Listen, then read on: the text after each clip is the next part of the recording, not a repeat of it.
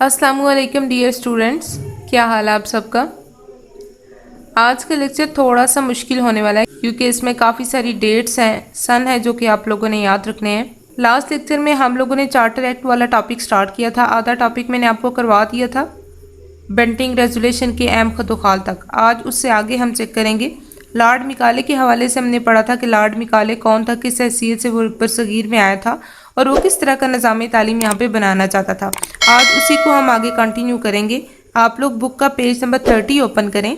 यहाँ पे जो पैराग्राफ हम शुरू करेंगे इसमें मिकाले के मकासद तालीम को डिस्कस किया गया है कि वो तालीम के कैसे मकासद चाहता था। तालीम का मकसद लोगों को सरकारी मुलाजमतों के लिए तैयार करना, जैसे कि पीछे भी हम लोगों ने चार्टर एक्ट में पढ़ा था कि तालीम का मकसद वो क्या चाहते थे कि यहाँ से सिर्फ हिंदुस्तान से मुलाजमीन को हासिल किया जाए, छोटे मुलाजमीन जो हैं वो तैयार किए जाएँ। तो तालीम का मकसद लोगों को सरकारी मुलाजमतों के लिए तैयार करना, ख़ास तौर पर निचली सतह के इंतज़ामी अमला की फराहमी करार पाया। मिकाले की यादाश्त आइंदा बरतानवी तालीमी पॉलिसी का रहनुमा असूल बन गई, जिसके नतीजे में हिंदुस्तान में तालीम का निज़ाम अपनी कौमी असास से हमेशा के लिए महरूम हो गया। यानी हिंदुस्तान में जो तालीम का निज़ाम चल रहा था, जो मुसलमानों का निज़ाम तालीम था, उसकी जो बुनियाद थी, जो उसकी शनाख्त थी, वो बिल्कुल ख़त्म होती गई। 1841 में तालीम आमा कमेटी क्या एक एजुकेशनल कमेटी थी जो सारे एजुकेशन के सिस्टम को देखती थी कि किस तरह का नसाब होना है, किस तरह का तरीका तदरीस होना है, कितने स्कूल होने हैं, कैसे उसाजा का तकर्रर किया जाना है। ये सारे इंतजाम तालीम के हवाले से जो कमेटी देख रही थी उसका नाम था तालीम आमा कमेटी। 1841 में उस कमेटी को ख़त्म कर दिया गया और फिर 1842 में उस कमेटी की जगह एक नई कमेटी बनाई गई जिसका नाम रखा गया काउंसिल ऑफ एजुकेशन। ठीक है, 1841 में तालीम आमा कमेटी को ख़त्म किया गया और उसकी जगह पे 1842 में काउंसिल ऑफ एजुकेशन कायम की गई। फिर 1844 में लॉर्ड हर्डिंग ने वाज़ेह तौर पे ऐलान कर दिया कि सरकारी मुलाजमत के लिए उन अफराद को तरजीह दी जाएगी जो सरकारी स्कूलों के तालीम याफ्ता होंगे।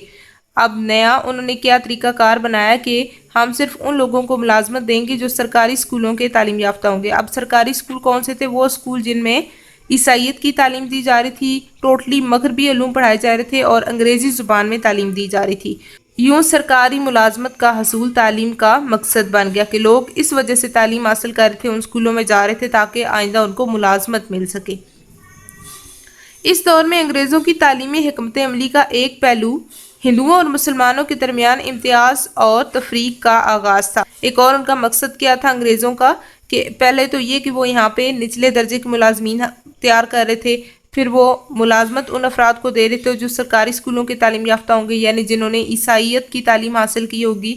और तीसरा वो क्या काम कर रहे थे कि हिंदुओं और मुसलमानों के दरमियान फ़र्क कर रहे थे, हिंदुओं को तरजीह दे रहे थे, मुसलमानों को वो पीछे कर रहे थे, हटा रहे थे। हर मुमकिन कोशिश की गई कि मुसलमानों के मुकाबले में हिंदुओं को हर मैदान में आगे बढ़ाया जाए। मुसलमानों के तालीमी निज़ाम को ख़त्म करने के लिए मुलाजमतों के लिए अखबारात में दिए जाने वाले ऐलानात में भी, यानी जो इश्तहारात दिए जा रहे थे उनमें भी वाज़ेह तौर पर यह लिखा जाता था कि सिर्फ हिंदुओं को मुलाजम रखा जाएगा। ये एक उन्होंने फ़र्क शुरू कर दिया था वाज़ेह तौर पर मुसलमानों और हिंदुओं के दरमियान।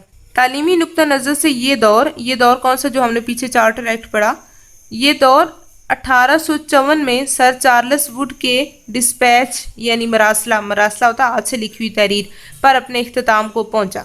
ये 1813 में जो तालीमी पॉलिसी बनाई गई थी उसका खात्मा कब हुआ? 1854 में, जब एक नई तालीमी पॉलिसी बनाई गई जिसका नाम रखा गया वुड्स डिस्पैच। इस डिस्पैच ने जदीद तालीम के मकासद को कानूनी शक्ल दे दी, इसे मुनज़्ज़म करने का तरीक़ाकार वज़ा किया गया, यानी तरीक़ाकार बनाया गया और अंग्रेज़ी को मुस्तकिल ज़रिया तालीम की हैसियत दी गई और हिंदुस्तान में यूनिवर्सिटियों के क़याम की मंजूरी दी गई। ये वुड्स डिस्पैच का एक आपको प्रीव्यू दिया जा रहा है। अगले टॉपिक में हम इसको डिटेल से भी पढ़ेंगे, लेकिन यहाँ पे आपको इसको 2-3 बातें बताई जा रही हैं कि वुड्स डिस्पैच में क्या किया गया कि जदीद तालीम के मकासद को कानूनी शक्ल दी गई और फिर इस निज़ाम तालीम को बाकायदा तरतीब से चलाने के लिए एक निज़ाम बनाया गया, अंग्रेज़ी को ज़रिया तालीम बनाया गया और हिंदुस्तान में यूनिवर्सिटियों के क़याम की मंजूरी दी गई। ये काम किए गए थे आगे वुड्स डिस्पैच में। सियासी एतबार से ये दौर मुसलमानों के लिए मसाइब व आलाम का दौर था, यानी दुख और तकलीफ़ का दौर था और वो अपनी बका की जंग लड़ रहे थे। अपनी बका यानी अपनी शनाख्त की कि उनका जो एक निज़ाम तालीम है या उनका ज़िंदगी गुजारने का जो एक निज़ाम चल रहा है वो चलता रहे, इसके लिए वो जंग लड़ रहे थे। और तालीमी मैदान में ये ज़माना मुसलमानों के लिए مایوسیوں کا زمانہ تھا۔ ان کا جو تعلیمی نظام تھا مسلمانوں کو وہ ختم کر دیا گیا۔ مسلمانوں کے تمام مدارس غیر تسلیم شدہ قرار دیے گئے۔ غیر تسلیم شدہ کس طرح سے کہ حکومت مسلمانوں کے جو تعلیمی ادارے تھے یہاں سے پڑھے ہوئے بچوں کو نہ تو آگے ملازمت دے رہی تھی، نہ ہی ان کا کوئی اور معاشرے میں ان کو مقام دیا جا رہا تھا، نہ ہی حکومت مسلمانوں کے جو تعلیمی ادارے تھے ان کی سرپرستی کر رہی تھی۔ عام اور مفت عوامی تعلیم کا دور ختم ہو گیا۔ تعلیم کو قابل فروخت چیز بنا دیا گیا جہاں صرف صاحب ثروت لوگ ہی تعلیم حاصل کر سکتے، یعنی جو امیر لوگ تھے جن کے پاس پیسہ تھا صرف وہی لوگ تعلیم حاصل کر سکتے تھے۔ 1813 سے 1854 تک کے دور کے اہم تعلیمی واقعات کا خلاصہ درج ذیل ہے۔ 1813 یعنی چارٹر ایکٹ سے ووڈز ڈسپیچ کے درمیان کے جو تعلیمی واقعات ہیں نیچے وہ بیان کیے جا رہے ہیں۔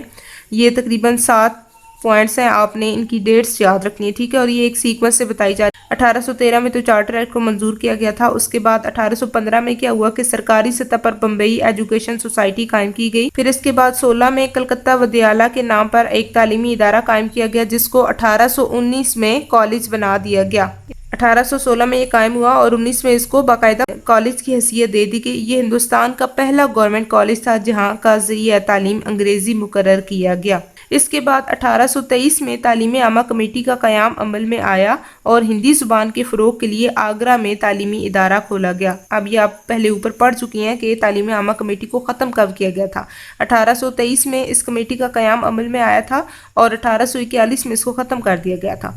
اس کے بعد 23 کے بعد 1828 میں گورنر جنرل ولیم بینٹنگ نے مسلم مدارس کے اوقاف ضبط کر لیے، یعنی مسلمانوں کے اداروں کو جو حکومت کی طرف سے امداد مل رہی تھی یا جو اہل ثروت جو امداد دے رہے تھے ان کو بالکل ختم کر دیا گیا 1828 میں۔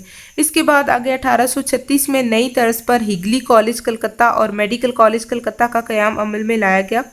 1844 میں ہندوستان کالج کلکتہ میں انجینئرنگ کی کلاسز شروع کی گئی اور 1847 میں انجینئرنگ کالج ریڑکی قائم کیا گیا۔ یہ 5-6 پوائنٹس ہیں، یہ آپ نے یاد رکھنے ہیں۔ آج کا جو ٹاپک ہم نے پڑھا اس میں آپ نے لارڈ میکالے کے مقاصد تعلیم کو ذہن نشین کرنا ہے۔ اس کے بعد تعلیم عامہ کمیٹی کب بنی، کب ختم ہوئی اور اس کی جگہ پہ نئی کمیٹی کب بنائی گئی، لارڈ ہارڈنگ نے کیا اعلان کیا تھا، یہ حصول تعلیم کا مقصد کیا تھا، اور پھر نیچے آپ نے یہ سارا کہ 1813 سے 1854 کے دور تک کے اہم تعلیمی واقعات تحریر کریں۔ یہ کوسچنز آپ نے یاد رکھنے ہیں۔ اس کو بھی آپ لوگ ایک نظر دیکھیں، کسی بھی قسم کا کوسچن ہے تو آپ مجھ سے پوچھ سکتے ہیں۔ میں آپ کو ملوں گی کل کے لیکچر میں، تب تک کے لیے اللہ حافظ۔